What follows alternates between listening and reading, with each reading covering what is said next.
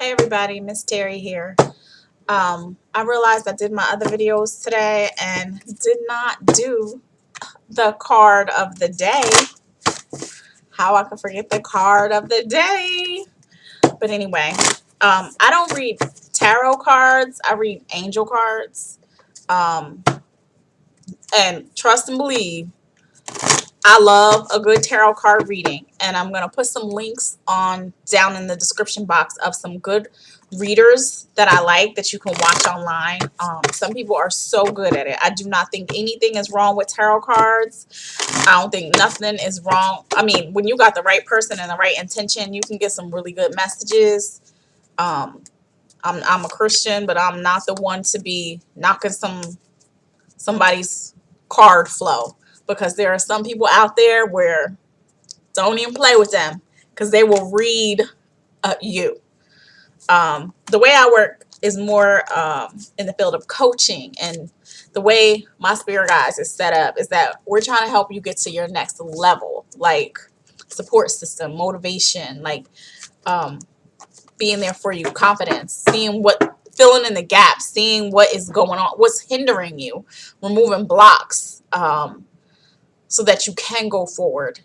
And that could be something that's been blocking you forever. It could be a new block, anything. But with me, and my objective is to help the person get to the next level. And it really saves you time from going round and round and round. It's like a man who don't want to ask for directions and they lost. Why are you not asking for directions? You clearly know you took too many suspect lefts.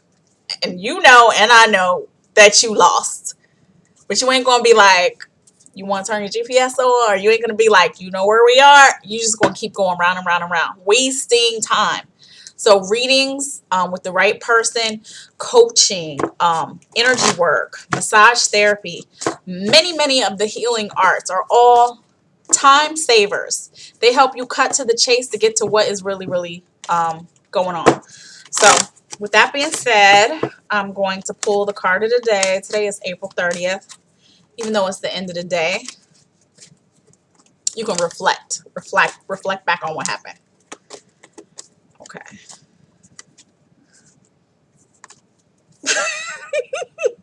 How you be like, no, not that one. Okay, so the card I got today was Father Healing. It looks like Zeus. And it says, your personal power increases as you give any father-related issues to heaven. Daddy issues. Let me tell you a story. Okay, I had a client. She wanted this one particular man. Got her heart set on this man. When I read for her, Spirit told her she needs to get right with her own dad. And also she needed to get right with some ancestors that were in her family, because with certain people, they have certain spirits with them. They might have like an ancestral tie.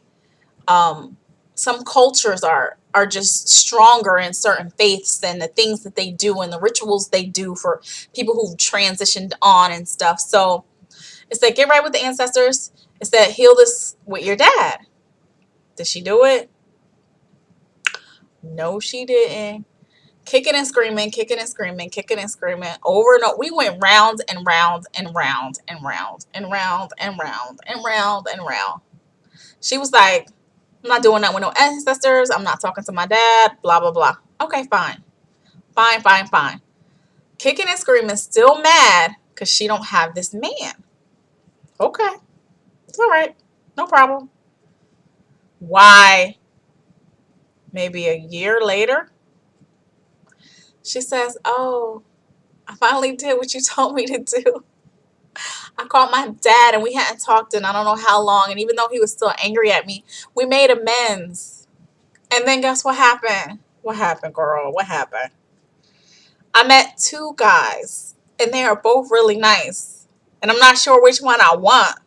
But the one is really like the one that I originally wanted. And I feel like it wasn't until after I talked to my dad that good candidates popped up for me. I said, oh, that's good. Thank you, Spirit. Thank you, God, for the information. Thank you. So it is what it is. Everybody, you're on your own time. You could either save time and listen or not. It's up to you. You have the choice.